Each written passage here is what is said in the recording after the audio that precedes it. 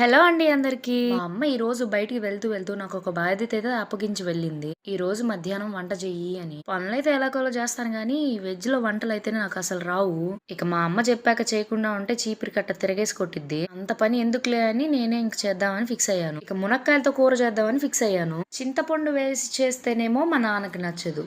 ధనియాల పొడి వేసి చేస్తేనేమో మా అమ్మకి నచ్చదు. అంటే చింతపండు వేసి చేస్తేనేమో పులుసులాగా వస్తది. ధనియాల పొడి వేస్ట్ చేస్తేనేమో తీయగూరలాగా వస్తదంట. వీళ్ళిద్దరి మాటలు కాదు అని నాకు నచ్చినట్టయితే నేను వండాను. ఇంట్లో అయితే చింతపండు వేయబడలేదు, ధనియాల పొడి వేయబడలేదు. ఇవన్నీ లేకుండా కూర ఎలా చేశారండి బాబు అని మీరు అనుకుంటారేమో. కర్రీ మాత్రం మామూలు టేస్ట్ రాలేదండి, చాలా బాగా వచ్చింది. నాకే డౌట్ వచ్చింది ఇది చేసింది నేనేనా అని. ఏదో అప్పుడప్పుడు అలా కలిసి వస్తూ ఉంటుంది, కలిసి వచ్చే కాలానికి నడిచి వచ్చే బిడ్డ అన్నట్టు. అదే వంట నెక్స్ట్ టైం చేసామనుకోండి అస్సలు బారాదు. అందులో నేను ఒక్కసారి చేసింది నెక్స్ట్ టైం చేశానంటే ఈ వెజ్ కర్రీస్ లో అది ఖచ్చితంగా అటర్ ఫ్లాప్ అయింది. మీరు మాత్రం సబ్స్క్రైబ్